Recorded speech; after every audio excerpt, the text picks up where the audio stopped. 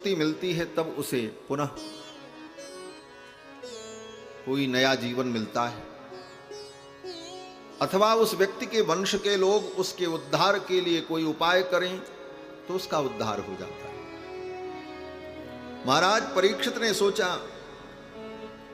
ब्राह्मण का शाप और सर्प के काटने से मृत्यु दो कारण उपस्थित हैं। शास्त्रों में यह भी लिखा है कि ब्राह्मण के द्वारा जो मारा जाता है उसकी भी उत्तम गति नहीं होती। ब्राह्मण को जो मारे उसको तो ब्रह्म हत्या लगती ही है, लेकिन ब्राह्मण जिसको मारे उसकी भी उत्तम गति नहीं होती। उसको भी दुर्गति की प्राप्ति होती और ब्राह्मण का शाप भी है। और तक्षक नाग के काटने पर सर्प के दंश से मृत्यु होगी। महाराज परीक्षित के मन में भय व्याप्त हुआ, इस अकाल मृत्यु से बचने का उपाय क्या है? तो महाराज परीक्षित ने विचार किया, चलो गंगा के तट पर चलते। गंगा के तट पर बैठकर गंगा का दर्शन करते रहेंगे। गंगा के दर्शन से ही मुक्ति मिल जाती है। गंगे तव दर्शनात् मुक्ति ही, गंगा के दर्शन से मुक्ति हो जाती है।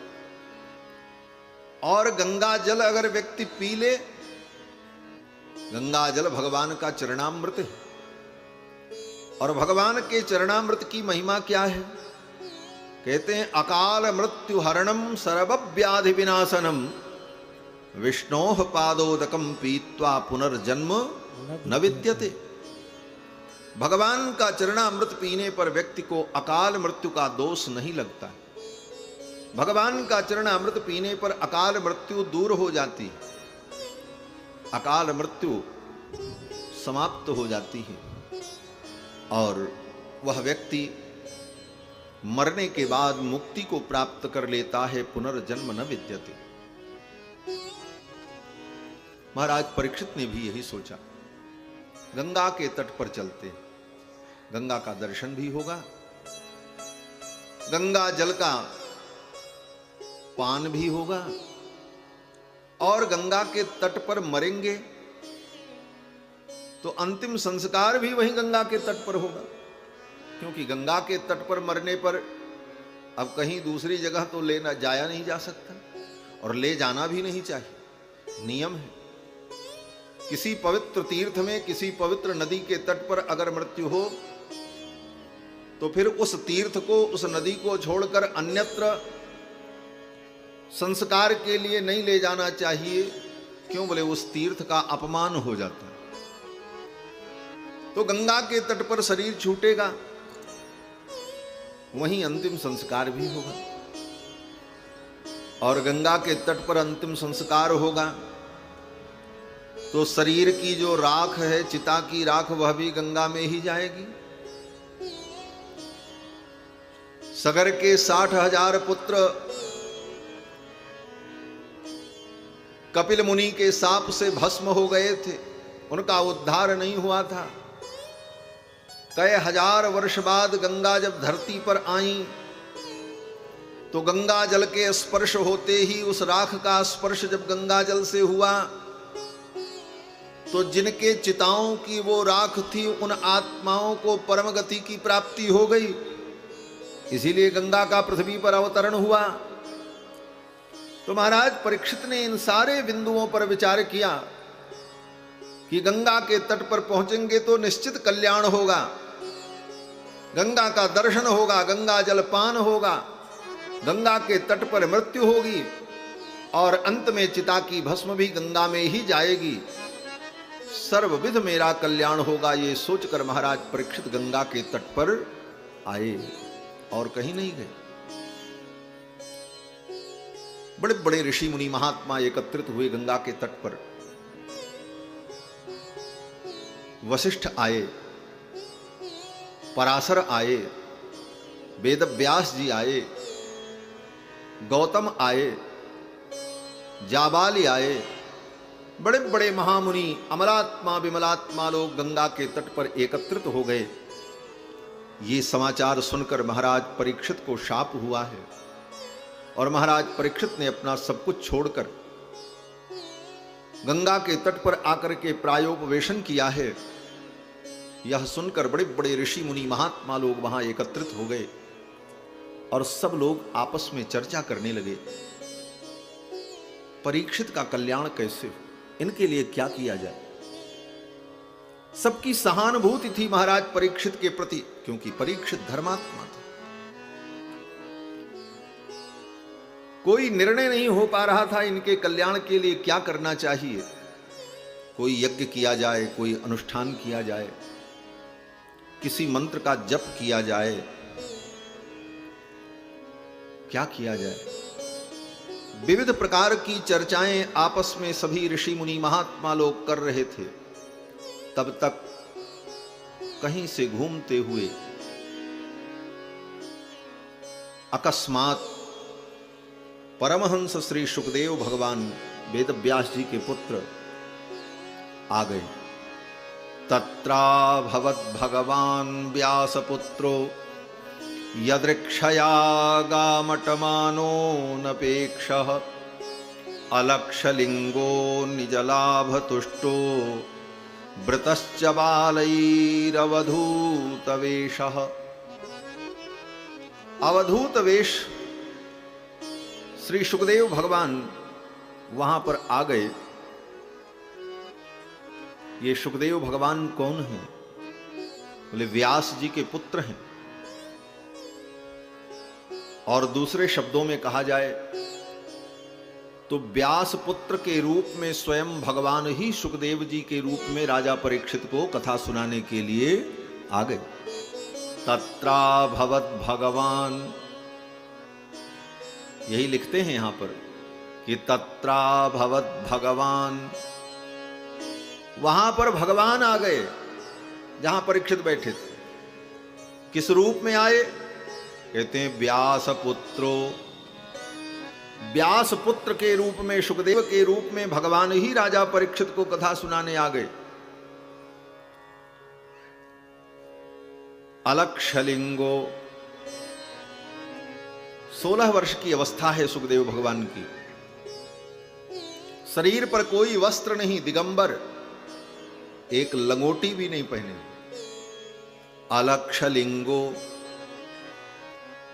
शरीर पर कोई चिन्ह नहीं है जिस चिन्ह को देखकर कोई ये अनुमान कर सके कि ये ब्राह्मण हैं कि क्षत्रिय हैं कि वैश्य हैं कि शूद्र हैं, ये गृहस्थ हैं कि ब्रह्मचारी हैं कि सन्यासी हैं, वैष्णव हैं कि शैव हैं कि शाक्त हैं, किस संप्रदाय के हैं, किस पंथ के हैं, किस मत के हैं, किस सिद्धांत के हैं, ऐसा कोई चिन्ह उनके शरीर पर नहीं दिखाई पड़ा।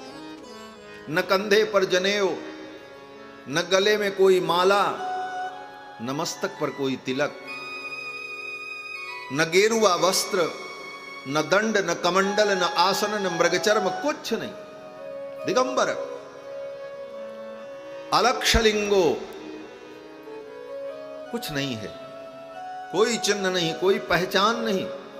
अलक्षलिंगो, क्यों? बोले सुखदेव जी को किसी पहचान की जरूरत ही नहीं, वो स्वयं में पहचान है। लोगों को पहचान की जरूरत पड़ती, ऐसा कपड़ा पहने तो लोग हमको जानेंगे, ऐसा तिलक लगावें तो हमको लोग मानेंगे, ऐसी वेशभूषा होगी तब लोग हमारा आदर करेंगे। इन चिन्हों की, इन लिंगों की कोई आवश्यकता नहीं। अलक्षलिंगो निजलाभ तुष्टो, सुखदेव जी राजा परीक्षित को कथा सुनाने जा रहे हैं। बोले किसी लाभ के लिए कथा सुनाएंगे? महाराज परीक्षित राजा हैं, इनको बहुत बड़ी दक्षिणा दे देंगे, राजकीय सम्मान देंगे, राजकीय अतिथि घोषित करेंगे। कहते ना ना, इनको किसी चीज की आवश्यकता नहीं। निज लाभ तुष्टो, इनको निज लाभ प्राप्त हो चुका है, आत्म लाभ प्राप्त हो चुका है, उससे संतुष्ट हैं। निज लाभ तुष्टो वृतश्च बालैरवधूतवेशः। जब आए सुखदेव जी तो उनके पीछे पीछे सब बालक गांव के आ रहे थे, छोटे बड़े सब दौड़ रहे थे, देख रहे थे, देखो देखो ये कैसे बाबा जी जा रहे हैं, ये तो कपड़ा भी नहीं पहने, ये तो ऐसे हैं, वो तो ऐसे हैं।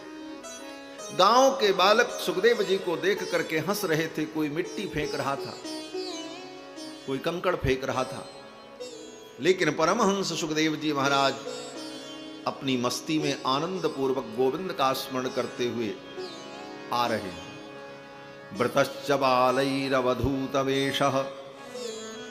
सुखदेव भगवान जब आए तो वहां पर जितने बड़े बड़े मुनि महात्मा बैठे थे, सब ने उठ करके सुखदेव भगवान का अभिनंदन किया। अवस्था में सब हजारों हजारों वर्ष के वृद्ध ऋषि मुनि महात्मा थे, लेकिन 16 वर्ष के सुखदेव भगवान आए तो सब ने उठ करके उनका आदर किया, सम्मान किया। क्यों? क्योंकि सुखदेव भगवान ज्ञान श्रेष्ठ है, इनका ज्ञान श्रेष्ठ है, इसलिए सभी लोगों ने इनका समादर किया। और सुखदेव जी महाराज आसनारूढ़ हुए। राजा परीक्षित ने सुखदेव भगवान के चरणों में प्रणाम निवेदन किया और कहा कि अतः पृच्छामि संसिद्धिं योगिनां परमं गुरुं पुरुषस्येह यत्कार्यं म्रियमाणस्य सर्वथा। हे भगवान, अब मैं आपसे ये पूछना चाहता हूं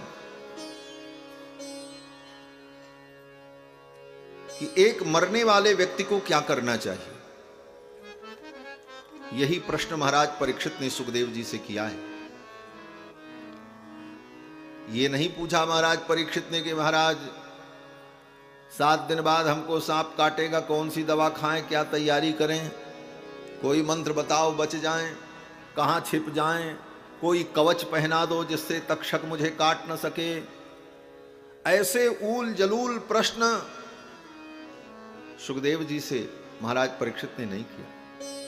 परीक्षित ने केवल यही पूछा कि पुरुषस्येह यत्कार्यं म्रियमाणस्य सर्वथा यच्छ्रोतव्यामधोजप्यं यत्कर्तव्यं निभि प्रभो।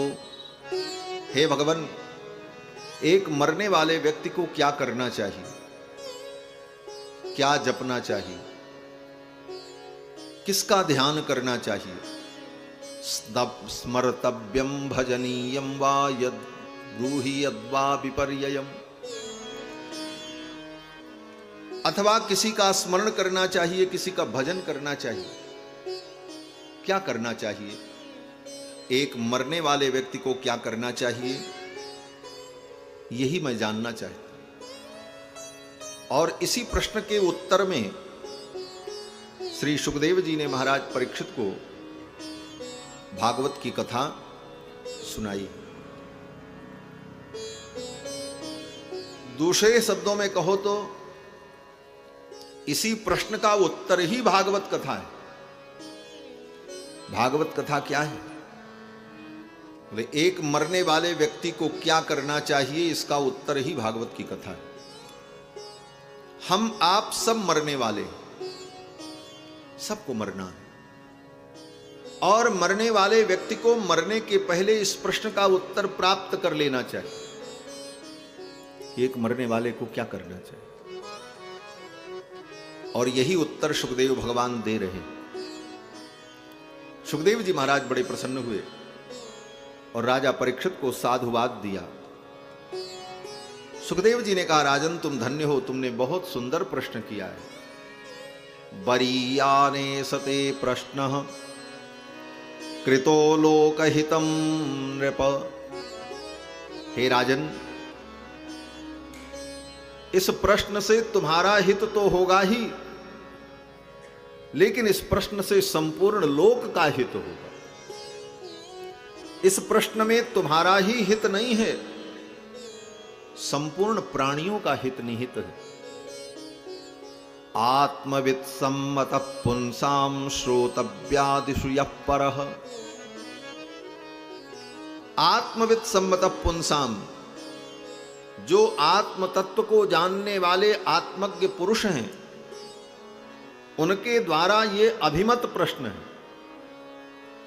आत्म तत्व को जानने वाले महापुरुष भी ऐसे प्रश्न का समर्थन करते हैं, और ऐसा ही प्रश्न करना चाहिए।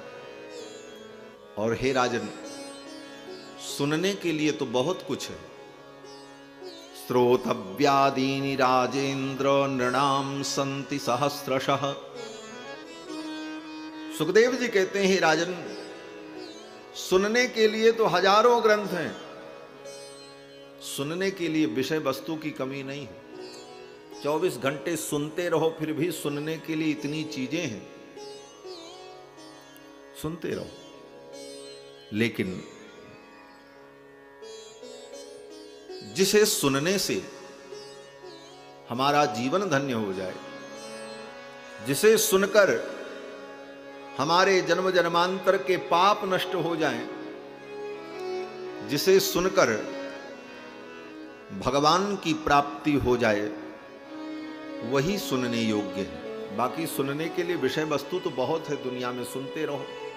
लोग सुन रहे हैं, रात दिन सुन रहे हैं, रात दिन कान में वायरिंग लगा करके सुन रहे हैं। वायरिंग किए हुए आजकल तो बड़ा बढ़िया सिस्टम है, कान में लगाए रहेंगे 24 घंटे, पता नहीं क्या सुनते रहते, फिर भी वो विषय खत्म नहीं होता, सुनते ही रहते।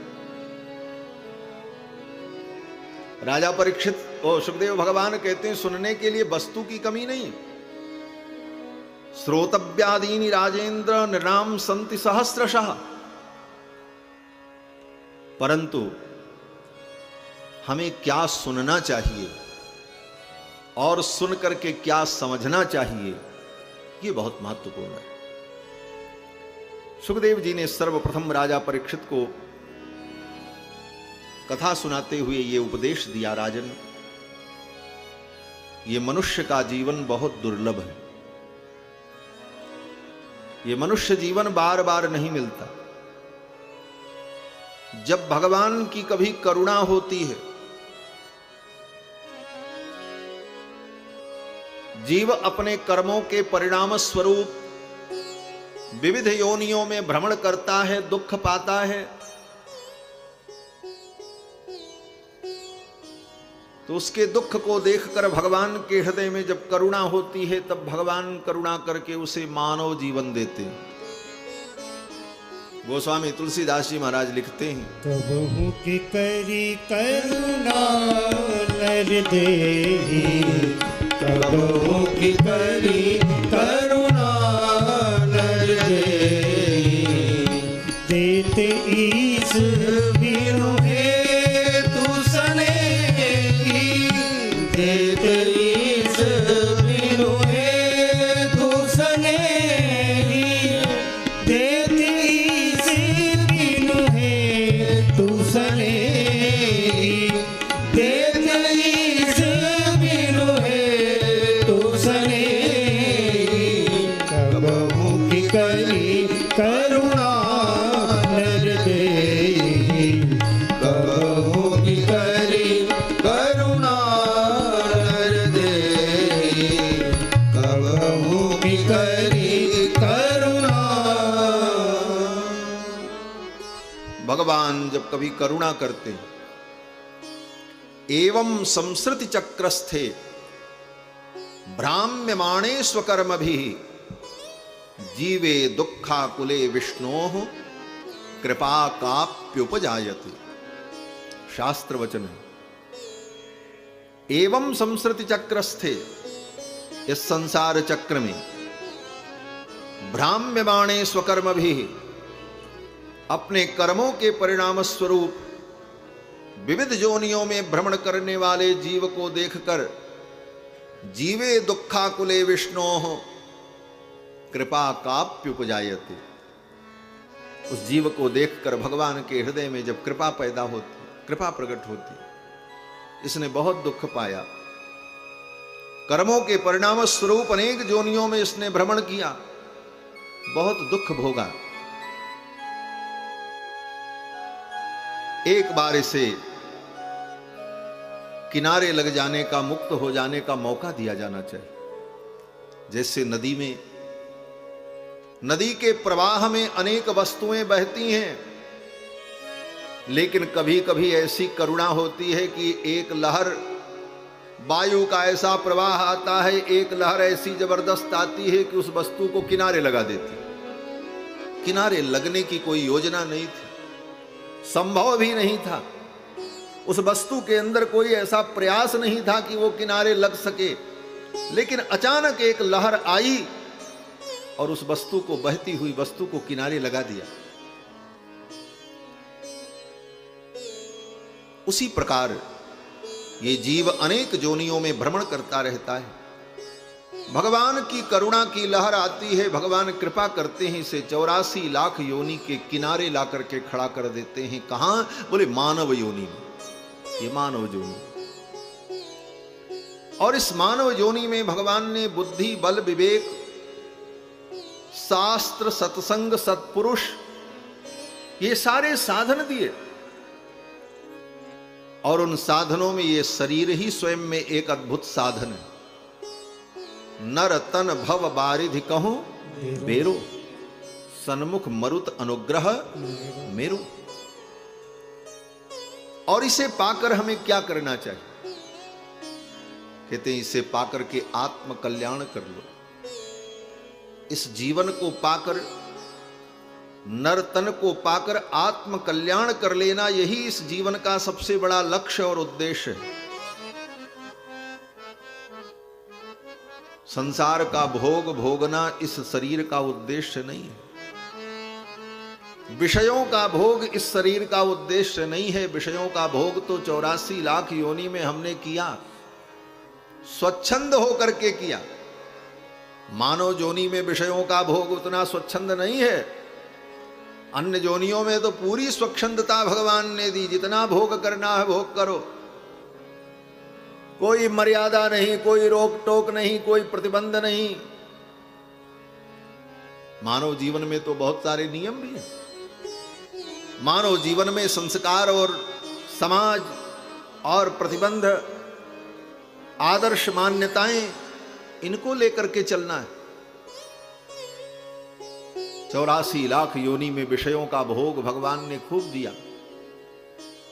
अब इस जीवन में, बोले अब इस जीवन में आकर के विषय भोग पर नियंत्रण करके, विषयों का भोग न करके तुम स्वयं परमात्मा के भोग्य बन जाओ। परमात्मा तुम्हारा भोग करे, तुम परमात्मा के योग्य बन जाओ, परमात्मा के भोग्य बन जाओ। जो परमात्मा का भोग्य बन जाता है वो प्रसाद हो जाता है। वही तो प्रसाद है। हम भगवान को जो भोग लगाते हैं उसी को प्रसाद कहते हैं। हम भगवान के योग्य बन जाएं, भगवान के भोग्य बन जाएं। ये मानव जीवन इसलिए मिला है। नर तन कर फल विषय न भाई, स्वर्गहु स्वल्प अंत दुखदाई। लेकिन इस जीवन को पाकर के हम क्या कर रहे हैं? सुखदेव जी कहते हैं, राजन, इन संसार के प्राणियों को देखो। 100 वर्ष की औसत आयु मिली है। मनुष्य का जीवन अधिकतम 100 वर्ष, वो भी 100 वर्ष सब नहीं जीते। 80, 85, 70 इतने में जो है लटक जाते। और उसके अलावा भी कब जीवन समाप्त हो जाए कोई ठिकाना है? औसत आयु 100 वर्ष की मिली है, और उस 100 वर्ष की औसत आयु में व्यक्ति का आधा जीवन तो सो करके बीत जाता है। क्यों? बोले 12 घंटे की रात, 12 घंटे का दिन। और बचपन से लेकर मृत्यु पर्यंत अगर औसत निकाला जाए तो व्यक्ति का आधा जीवन सो करके ही बीत जाता। क्योंकि बचपन से, जन्म से अगर जोड़ो तो जन्म जब लेता है बच्चा तो कहां, हमेशा तो सोता ही रहता है। खाली दूध पीने के लिए जगता है, फिर सो जाता है। आगे बड़े होने पर भी खूब सोता है, बुढ़ापा आने पर बोले भले नींद ना आवे फिर भी बिस्तर पे पड़े रहता है। तो सारा औसत अगर निकालो तो मनुष्य के जीवन का आधा समय तो सो करके बीत जाता है। इसी बात को सुखदेव जी कहते हैं कि निद्रया ह्रियते नक्तम व्यवाये न चवावयः। आधा जीवन तो सो करके चला गया। निद्रया ह्रियते नक्तम, रात्रि सो करके बीत गई। और दिन बोले दिवाचार्थे हया राजन कुटुंब भरणेन च। और दिन बीत जाता है कुटुंब का भरण पोषण करने में। परिवार का पालन पोषण कैसे करें, कहां से दो रोटी लावें, कहां से कमाएं, कैसे करें। दिन बीत जाता है कुटुंब का भरण पोषण करने में, रात बीत जाती है सो करके। और इसी प्रकार जीवन का एक एक दिन बीतता चला जा रहा है। और बीत गया, आधा से ज्यादा हम लोगों का बीत गया। अब तो चला चली का समय है, कब कौन चला जाए कोई ठिकाना नहीं। इसी प्रकार जीवन बीत जाता है, लेकिन व्यक्ति अपने कल्याण के लिए, परलोक के लिए नहीं सोच पाता। इसी लोक के लिए सोचता रहता है, यहां क्या करना, घर बना लें, मकान बना लें, जमीन खरीद लें, ये काम कर लें, वो काम कर लें। और यहां जो भी हम करते हैं वो यहीं रह जाता है, आगे वो कुछ काम भी नहीं आता। यहां के लिए ही हम करते रह जाते हैं, वहां के लिए कुछ नहीं सोच पाते, जो आगे की अनंत यात्रा होने वाली है। सुखदेव जी कहते हैं राजन, इसी में व्यक्ति का पूरा जीवन चला जाता है। चली जा रही है उम्र धीरे धीरे, बचपन भी बीता